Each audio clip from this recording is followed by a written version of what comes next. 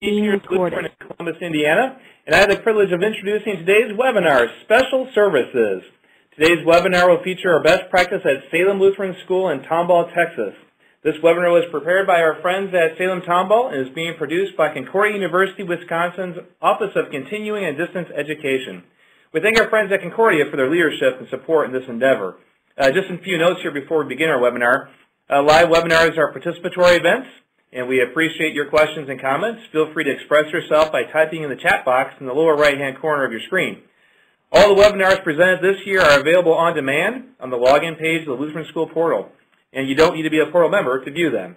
If you like what was shared, we invite you to view a recorded webinar together with your faculty. This is a great opportunity for professional development. Another great resource of Lutheran schools is the LCMS School Ministry Facebook page. Our Facebook page provides another opportunity for our school to connect informally, and we invite you to share your encouraging stories on the LCMS School Ministry Facebook page. Now let's go ahead and begin our webinar with a short prayer. Dear Heavenly Father, we acknowledge you as our Savior and King, and give you thanks for the opportunity to serve you in our various schools. We thank you for all Lutheran schools, but especially we give you thanks for Salem Lutheran School in Tomball, Texas. We thank you for blessing this school with a fantastic staff who work hard to draw children and their families into a close relationship with our Savior Jesus Christ.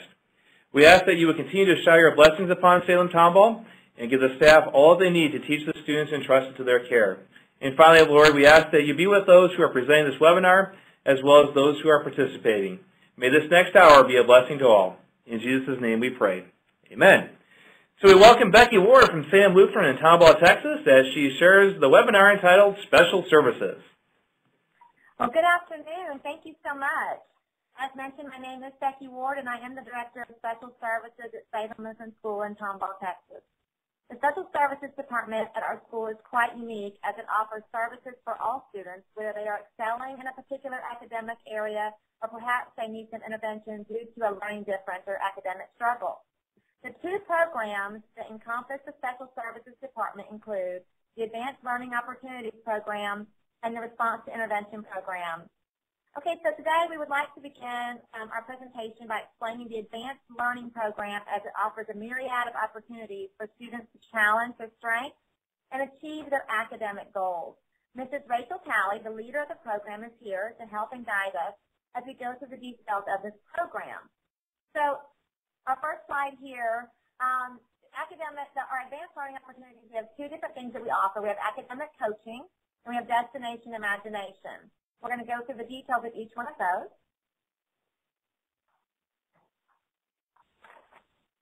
Okay, so academic coaching. Academic coaching is an after-school program that we have. Our kiddos come after school, and it's one Wednesday, right? 2 Wednesdays. I'm going to let Rachel give the specifics of that. Absolutely. Go ahead, Rachel. The students come 2 Wednesdays a month after school from 3:30 to 5, and we offer 2 sessions. The students can come to one or they can come to both, and all of our sessions are led by our teachers. Yeah. And so we have enhanced learning in specific content areas when they come. The academic coaching is open to all students. Students are enrolled based on academic interest and strength. Do you want to elaborate on that at all, or? We wanted any students to be able to learn more in whatever areas they were interested in. So we have things that deal with public speaking, with math graphs and charts, writing, lots of different areas where the kids can come, they can learn a little bit more. They're able to continue their learning and then also can be invited to do academic contests as well. Yes, thank you, Rachel. And along with this, they have the opportunity to participate in multiple academic contests. And I can say personally, as a mom who had her son participate in some of these contests, it is one of the most exciting things.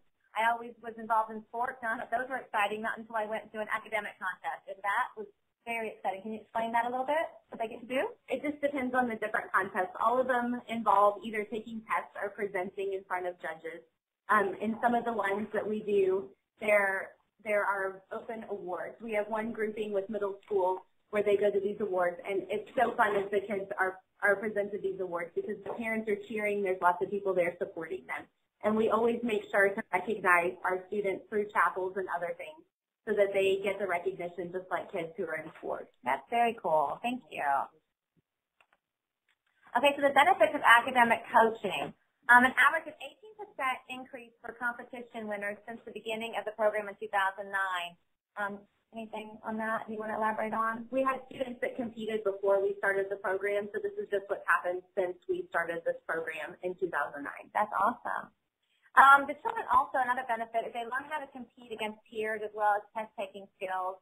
They also have increased confidence with this academic coaching and subject matters, such as, like we mentioned before, public speaking, creativity, memorization, etc. Another little program that we just started this year, and Dr. Garrett here might be able to elaborate more on that as well, but it's offered as an elective for our middle school.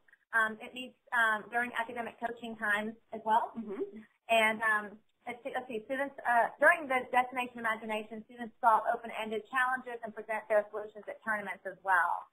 Anything else you want to talk about? This is a national program, and we have designated it this year for our upper grades because we have a teacher who feels that she wants to really use her gifts in that area. So we're excited to see how it's going to go.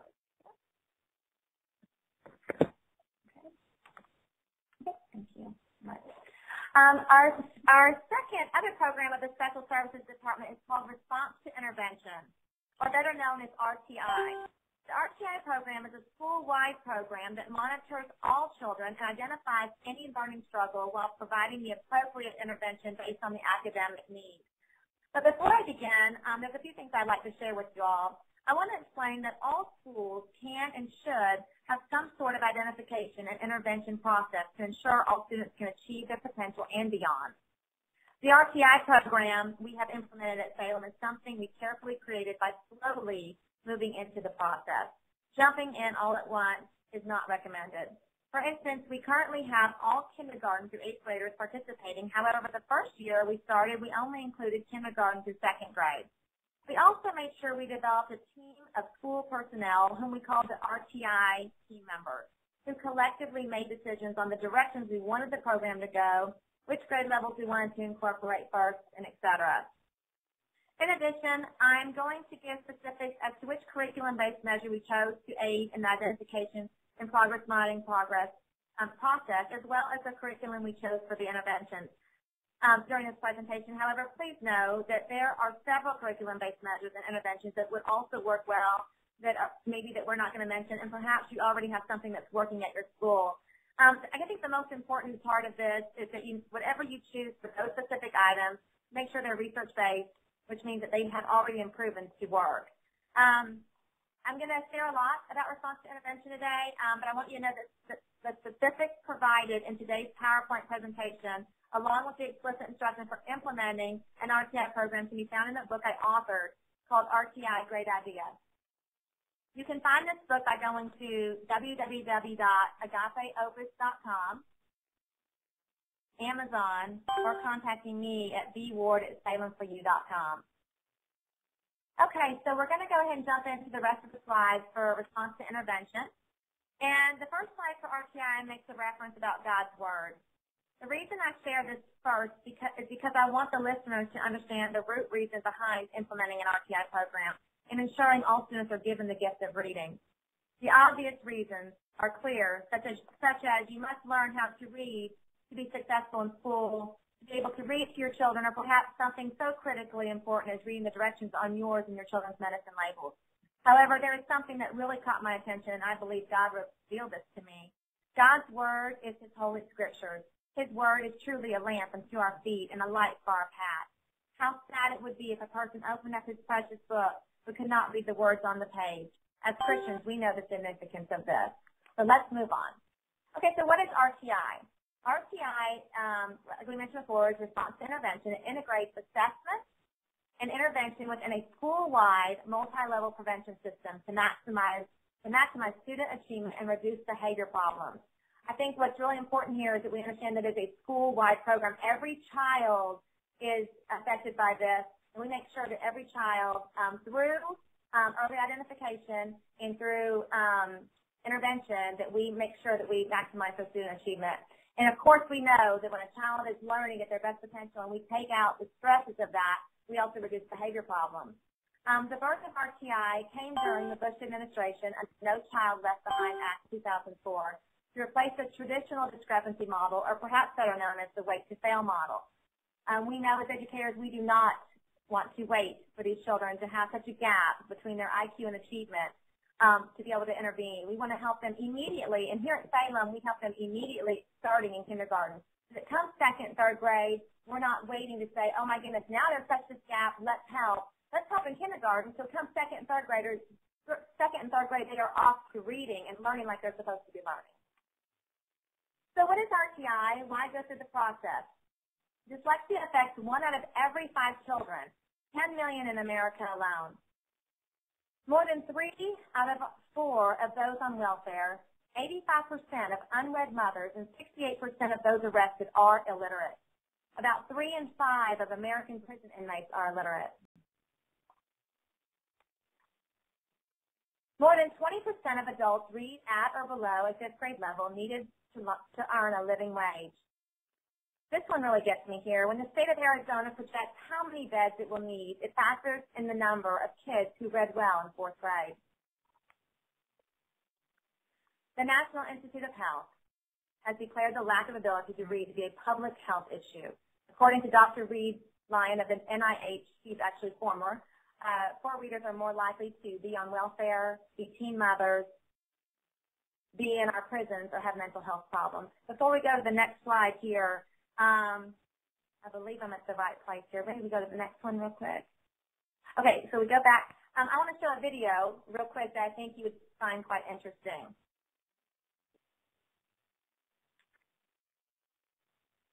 1 in 5 adults, more than 300,000 Houstonians, are functionally illiterate. They cannot navigate daily life or manage the basic skills needed to hold down a job. But as Eyewitness News anchor Dave Ward explains, some notable Houstonians are trying to change that. 20% of all adults in Houston are functionally illiterate, can't read the medicine bottle. Neil Bush is the son and brother of 2 U.S. presidents.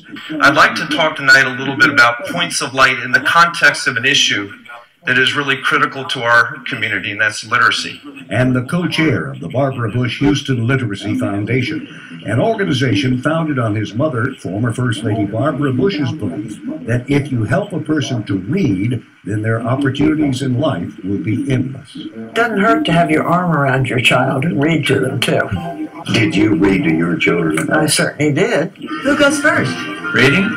But beyond just reading, making sure everyone can read has been her cause since she entered the White House with her husband, President George H.W. Bush, in 1989. I wanted to pick something that would help the most Americans, that would not really cost the government a lot of money. Today, the problem of illiteracy actually costs Americans money, as much as $225 billion lost in the workforce and $230 billion added to the country's health care costs. But another problem is poverty. So we have a cycle of poverty in this city that is invisible to most of us, but it's a cycle of poverty that we have to break, and we can only break it by taking the first step of combating our literacy crisis. The message here is clear. It's a problem that affects all of us, but it's also a problem that Mrs. Bush says we can all help solve. If you're a 90-year-old like I am, you're not going to be able to do some of the things, but there's always something you can do.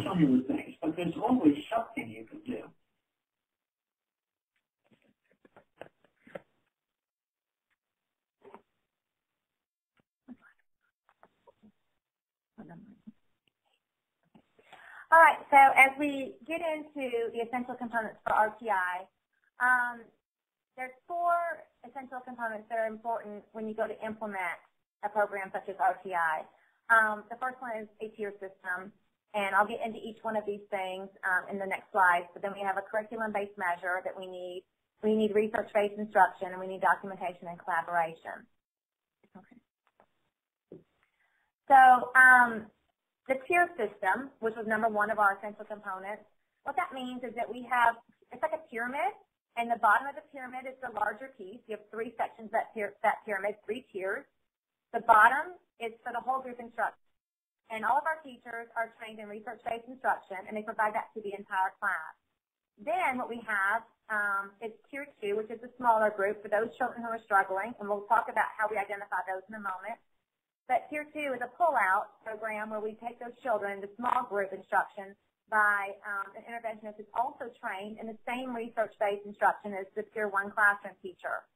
At that point, based on the identification process as well, if those children who are appropriately making gains, and we put them back into Tier 1 and we say yay. For those children who are still struggling and not making appropriate gains, we put them into a more intense therapy of Tier 3, which is a very small group and perhaps one-on-one at times. So that's what the tier system looks like. And then we have the curriculum-based measure is number 2. That's our second essential component. And the curriculum-based measure is what identifies our children to know whether they should remain in Tier 1 or go to Tier 2 or go to Tier 3. And what we have at our school is called Ames-Webb. Ames-Webb is the leading curriculum-based measure in the state at this time. All students are administered 3 benchmarks a year. The whole school does this. The teachers do it in the classroom. And then we progress monitor and strategically monitor. Those monitors are administered as needed. And the curriculum-based measure also drives our instruction. Like I said before, it really recommends the instructional levels of that Tier 1, that Tier 2, or Tier 3. If you're interested in going into Ames-Webb and learning about it, that is their website there. It is absolutely incredible. We love it. I just had somebody walk up to me today and go, I love Ames-Webb. And the reason why is because it really gives you detailed instructions by report so we can actually provide for parents. And it has not a web page, but where you can, I'll share everything. No, it's sorry. We hold all the records. It keeps the records. It keeps the records, but it's a database system. Sorry, a database system. And to where you put all the children in, we put their scores in, and then we can then sit before a parent and go over those scores through a myriad of different reports that we can provide to give to the parents and let us inside the school, our educators, to look and read and go over. Okay. May I add something here? I just want to reach out to all of you who are listening. One of the important things about Ames-Webb is that it takes the monkey off the teacher's back. For many, many years, it would be said to a family, it's my opinion that Johnny is struggling.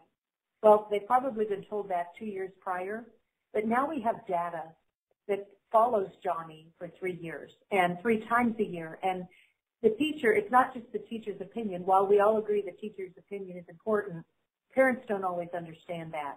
And when we have data to support the fact that Johnny is not at level within his classroom or at level within his age group across whatever we are measuring, it's not just the teacher's opinion, it's data. And it's very real. And what we've found that over the years, kids don't fall between the cracks anymore, and parents are happy. And teachers are really, really depending on Ames-Webb. Okay, thank you.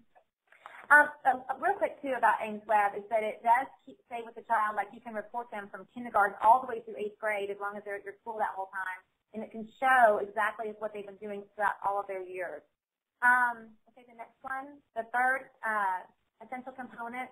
Let's see here. We have our research-based curriculum. And this year, I'm going to give you some specifics here, but of course, you can use whatever research-based curriculum you choose. This is what we use, and it is based out of Houston. It's called Nyhouse Education Center. All of our teachers have gone down and been trained in the specific curriculum. And the reason why I chose Nyhouse is because it teaches the why. Most of our curriculums today do not teach the why for reading. They don't explain why you spell a word the way you spell it. They just tell you to memorize it, write it in a sentence, or use it as a vocabulary word. They don't tell you why you know, SAID, that it's irregular, or teaching all the different rules for spelling. They don't teach that, but yet Nyhouse Education Center does, and it teaches us truly how to decode words. And that's good for all children to learn, because every child's going to come upon a word they have never seen before, and they need to know how to attack it and decode it.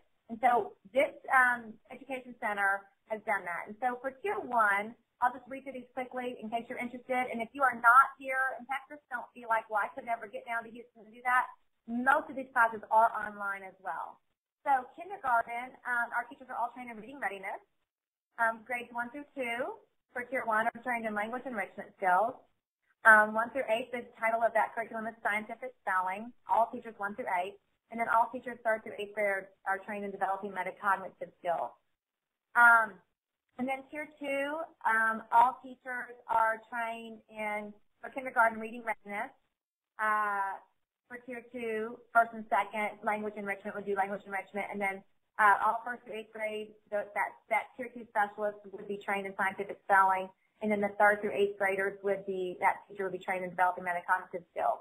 And then, of course, at Tier 3, we have the reading readiness for grades K through 1, and basic language skills is the therapy we use at the Tier 3 level for grades 1 through 8. So again, these specifics, I'm not going to go into them too elaborate with you and going over each curriculum. So I'm not sure if this is something you're interested in at this point. But please know that if any of this, if you are more interested in knowing the training your teachers need, I do have an outline in the book that you can always call me specifically here at Salem or email me at my email, and I'd be happy to go over the details of what those look like. And we have schools coming regularly that are coming and watching our teachers in action, and I would love to invite you or your school to come here and watch those teachers, our teachers, give this Tier 1, and then also watch our Tier 2 interventionists in action, and by all means watch us in therapy at Tier 3 if you would like.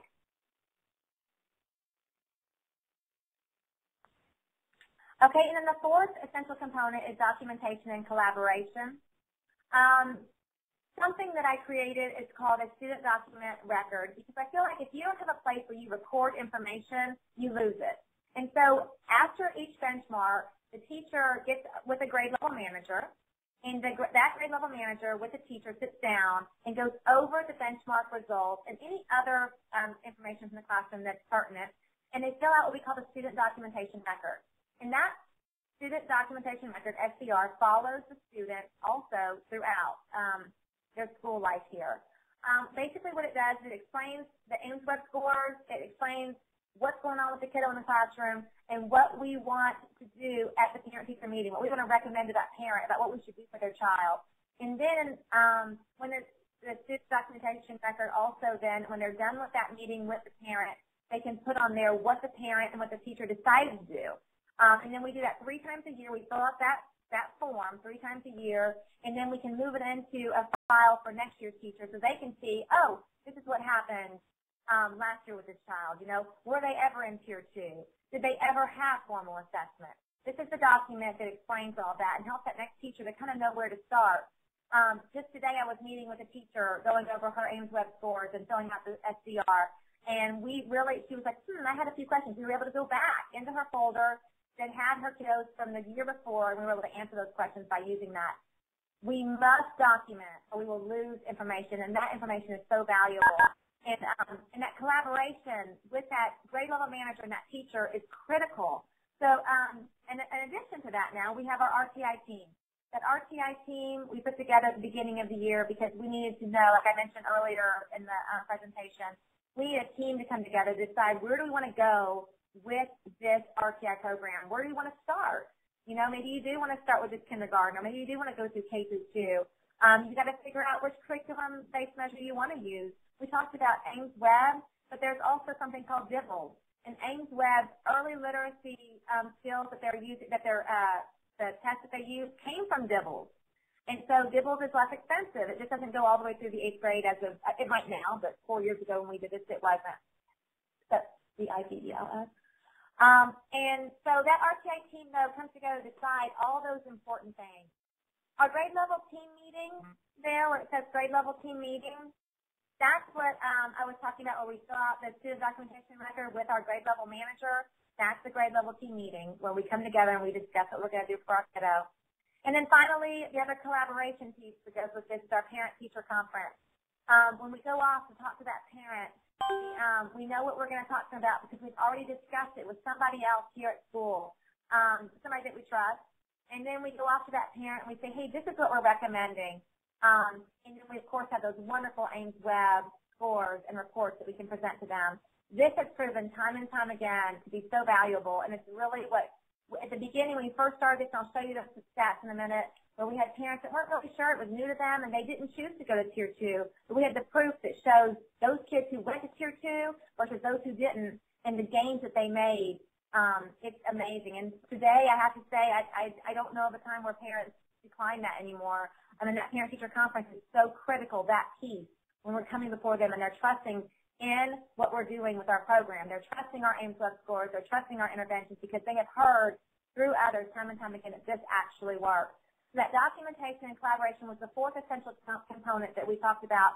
All four of those essential components are absolutely critical. And so not one is, I would say, more important than the other, but you have to have all four to really make the process work. Okay?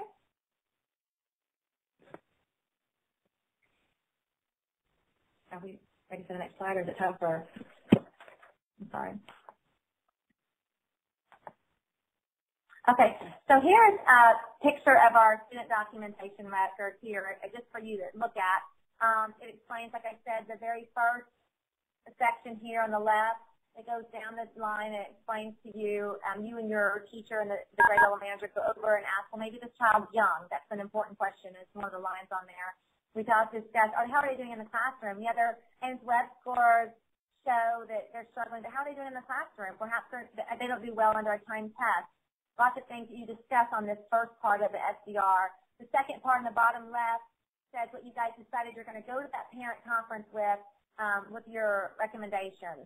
After you go off to that meeting, the teacher will fill out the top right and get it back to the grade level manager so we know what the plan is. And you can see there in the middle is where we place our Ames Web scores so we can discuss those. And then those boxes down below are just something that we have additional notes that we write on about what maybe was discussed at that meeting, what the parents decided as well. But that was just a snapshot of what we have. Again, with the book, if you ever purchase the book, every document that I showed you in here and all the different documents come with that book. And they are done in either a Word or a Excel, so you can totally manipulate them however you would like. It's not a PDF where you can't manipulate it, so you can do it. You can change it for what works for your school. Okay, so I want to talk about the benefits of RTI. This is, I think, really awesome. We're so proud of our benefits of RTI and what's happened with this. This was our a percent increase. Remember I mentioned to you for those children whose parents said, yeah, let's go ahead and put them in Tier 2 versus those who declined those services for the first year. You'll see there we had a 61% increase for average Tier 2 serve. And we did have a 34% increase for average Tier 2 decline. They still increased, but that's because they still were in Tier 1 with that good research-based instruction in Tier 1. But you can see that the growth wasn't as rapid as when they went to Tier 2. And so, yay, they're still improving in Tier 1, but nothing like they would be if they'd gone to Tier 2. We have our standardized testing. We call them our IOLAs. That's the standardized testing used for our entire school. So we looked at those grades, different years, 2008 and 2009 versus 2010 and 2011, where I think 2008, 2009, there was no RTI, and there was 2010, 2011, we had that implemented.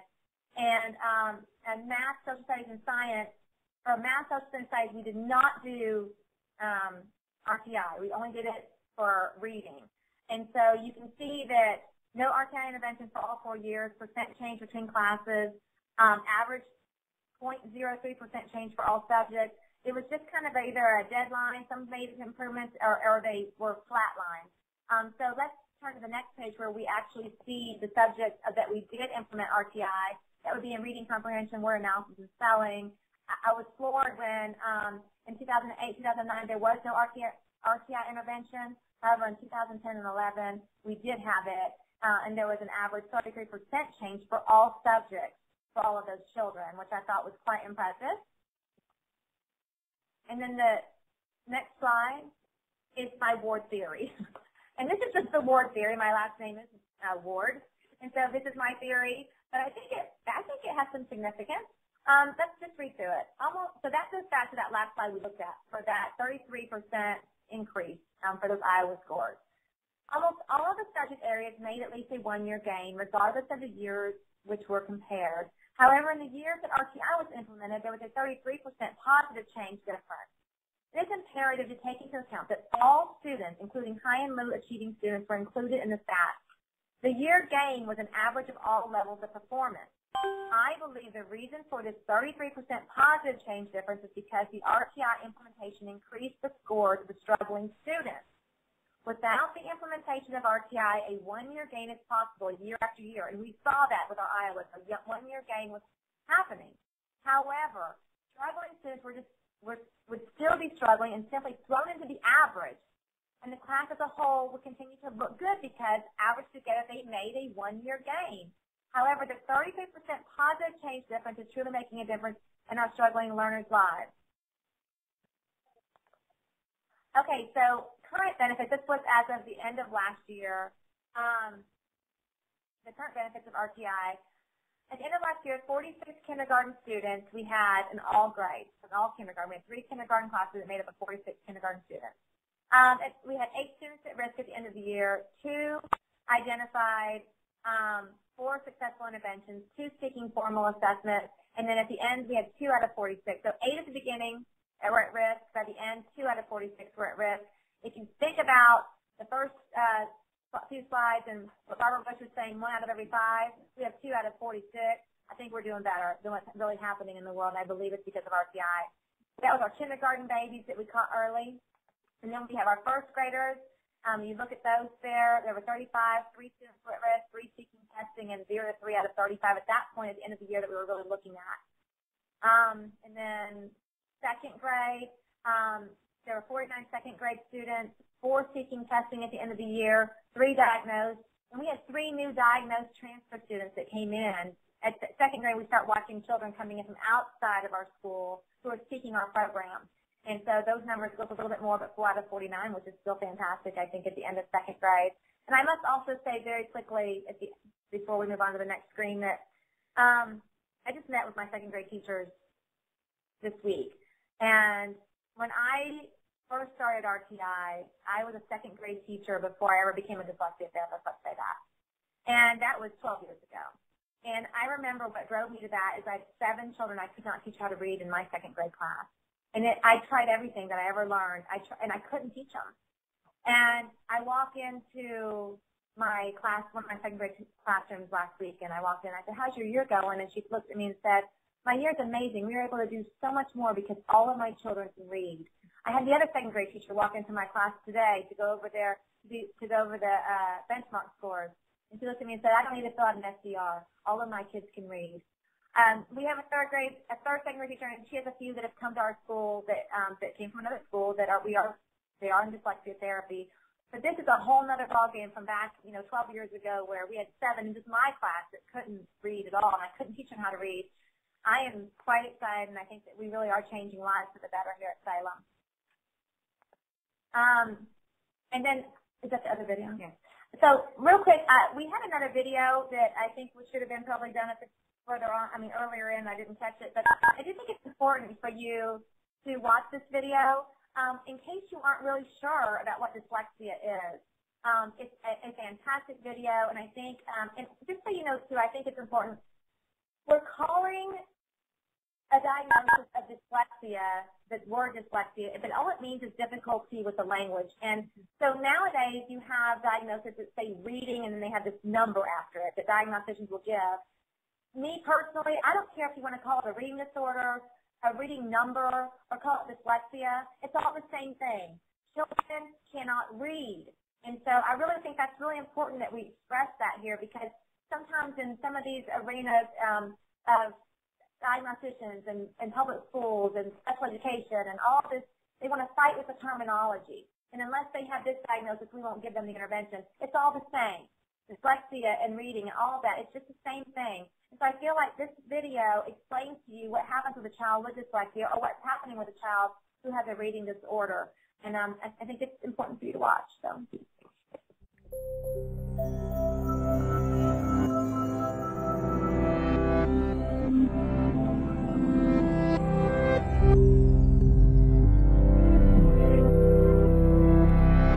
Take a moment to read the following. Take a moment to read the following. How was that? Frustrating? Slow? What were those sentences about? They're actually a simulation of the experience of dyslexia, designed to make you decode each word. Those with dyslexia experience that laborious pace every time they read. When most people think of dyslexia, they think of seeing letters and words backwards, like seeing B as D and vice versa. Or they might think people with dyslexia see saw as was. The truth is, people with dyslexia see things the same way as everyone else. Dyslexia is caused by a phonological processing problem, meaning people affected by it have trouble not with seeing language, but with manipulating it. For example, if you heard the word cat and then someone asked you, remove the C, what word would you have left? At. This can be difficult for those with dyslexia. Given a word in isolation like fantastic, students with dyslexia need to break the word into parts to read it. Fan, tas, tick. Time spent decoding makes it hard to keep up with peers and gain sufficient comprehension. Spelling words phonetically like S-T-I-K for stick and F-R-E-N-S for friends is also common. These difficulties are more widespread and varied than commonly imagined. Dyslexia affects up to 1 in 5 people. It occurs on a continuum. One person might have mild dyslexia, while the next person has a profound case of it. Dyslexia also runs in families. It's common to see one family member who has trouble spelling, while another family member has severe difficulty decoding even one-syllable words, like catch. The continuum and distribution of dyslexia suggest a broader principle to bear in mind as we look at how the brains of those with dyslexia process language. Neurodiversity is the idea that because all our brains show differences in structure and function, we shouldn't be so quick to label every deviation from the norm as a pathological disorder, or dismiss people living with these variations as defective. People with neurobiological variations like dyslexia, including such creative and inventive individuals as Picasso, Muhammad Ali, Whoopi Goldberg, Steven Spielberg, and Cher, clearly have every capacity to be brilliant and successful in life. So here's the special way the brains of those with dyslexia work. The brain is divided into 2 hemispheres. The left hemisphere is generally in charge of language and ultimately reading, while the right typically handles spatial activities. fMRI studies have found that the brains of those with dyslexia rely more on the right hemisphere and frontal lobe than the brains of those without it. This means when they read a word, it takes a longer trip through their brain and can get delayed in the frontal lobe. Because of this neurobiological glitch, they read with more difficulty. But those with dyslexia can physically change their brain and improve their reading. With an intensive multisensory intervention that breaks the language down and teaches the reader to decode based on syllable types and spelling rules, the brains of those with dyslexia begin using the left hemisphere more efficiently while reading, and their reading improves. The intervention works because it locates dyslexia appropriately as a functional variation in the brain, which naturally shows all sorts of variations from one person to another. Neurodiversity emphasizes this spectrum of brain function in all humans and suggests that to better understand the perspectives of those around us, we should try to not only see the world through their eyes, but understand it through their brains.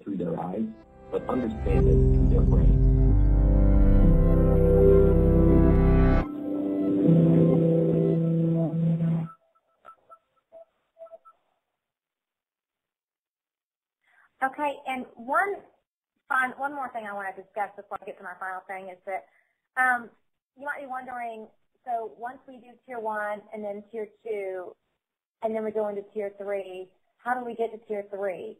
Because our benchmarks drive our Tier 1 and Tier 2, and of course they drive us going into Tier 3. However, it's very important that you know that we do not place a child in Tier 3 unless we have had them formally diagnosed and formally assessed. And we have a list of diagnosticians that we give, but one of the first things we make sure we do is check our children's eyes, because we do want to make certain that they have no tracking problems, that the letters are holding still for them, and they're not shifting or doing zigzags or anything like that. That's one of the things that we do first before we check anything else. And something else I want to say is that at our Tier 3 level, we also offer other things besides dyslexia therapy.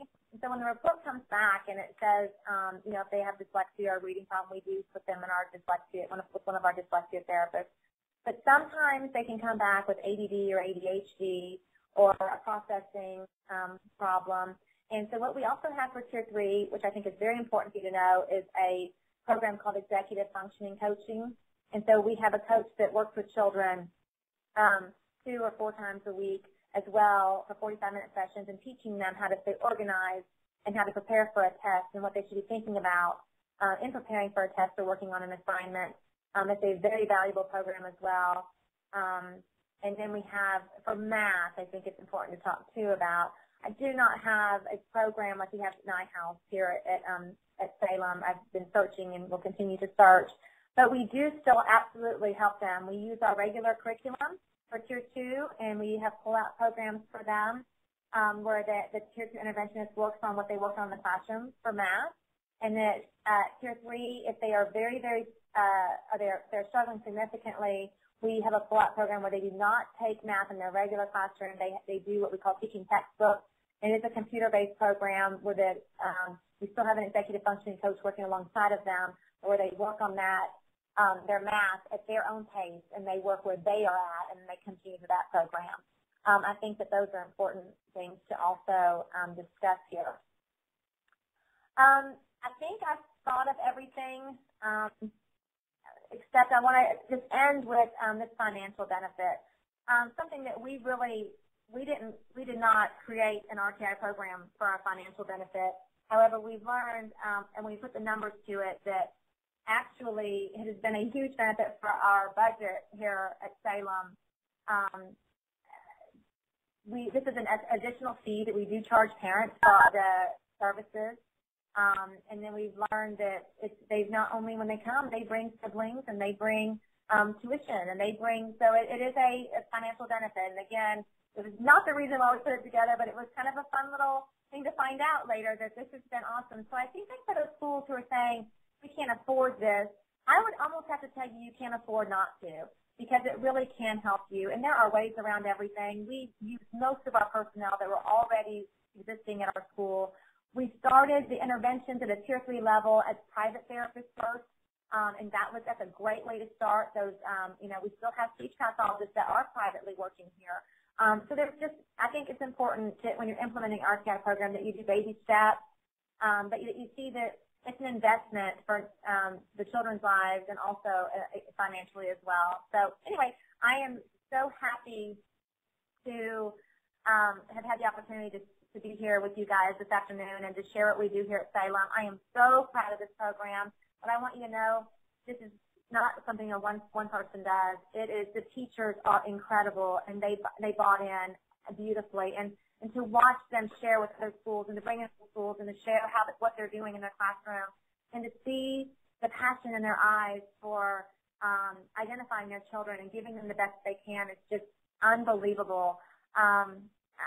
It is a definite team thing. And Dr. Gertner, without her blessing, I came to her with this crazy idea, and I think a lot of principals would be afraid and would say no or not now or whatever, but she looked at me and said, go get them, and I did, and we did, and the teachers, but I had to have Dr. Gertner's support. So for those schools who are listening and for those administrators who are listening, don't be afraid. This is so important. Those children are sitting in your schools, and they've been in your schools since the beginning of time. This is not, don't think of it as, oh, I don't want to become a special ed school. You're already a school who needs response intervention now. And so don't be afraid. And if you have somebody that's willing to take off with it, let them go and bless them and support them. I cannot thank my Dr. Gertner here enough for what she did in supporting us. But I want you to know it is a school-wide deal. And the teachers and the children and the parents, everybody working on it together is what makes it a success. Can you answer Lynn's question? Sure. She wants to know about our executive functioning, where that curriculum is from. Okay, so I was at a conference one time, and I was just sitting in a class, and I learned about the word executive functioning came up, and I had never even heard of that. And they were talking about what it is, and they were talking about, and as I was listening, I was like, man, a lot of our children, I think, with ADD and ADHD struggle with some of these executive functioning skills. And so I asked, I raised my hand, and I said, well, where do I find this intervention program? And she looked at me and said, there's not one. She said, but there's lots of books that have been written. So I had a lady in mind that was already here at Salem. She's been teaching for about 30 years and thought that maybe she'd be ready to get out of the classroom and start helping. And so I said, asked her if she'd be willing to read some books. Well, I gave her 2, and she read 25. And she then created her own, I would have to say, a program. And based on all that research that she did, and I would probably also have to say that she could be one of the leading executive functioning gurus out there in America today. I safely say that. But I'm sure that there are some programs. I have not looked into it since then. We kind of do our own thing here. She'd be willing to share what she does working with those children with anybody who would want to know that. And like, again, there might be some actual programs out there now since when we started this. But yeah, it's something that we did kind of create after reading and researching on what we felt like needed. And plus, you know, you kind of learn as you do, and this is, I think, her maybe third or fourth year doing this, and so she has manipulated it to what works for her. And so if you're interested in that, I could connect you with her. So.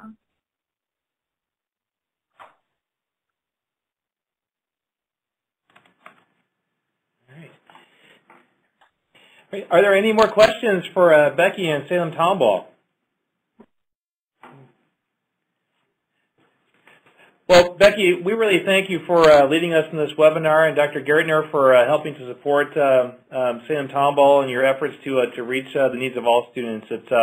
You're right. Every one of our schools has students who need special services, and so thank you for encouraging us and giving us some skills that we can use in our school as well. So great job, guys. Thank you so much. Absolutely. So we also need to thank Todd Chris from Concordia, Wisconsin for his help in producing this webinar. We really appreciate Concordia, Wisconsin's help in all of this. This is the last webinar, actually, that Salem Tomball will be doing. Last year they had a webinar as well, and they are leading these webinars because they were one of our exemplary schools. So again, congratulations to Salem Tomball. Great job, well done for sure. We have a whole new slate of exemplary webinars that will be presented throughout this year, and so if you're looking for more information on that, coming up soon as well. All right, God's blessings to you all as you continue to serve our Savior in your various schools. Take care. Bye-bye. Bye. Bye.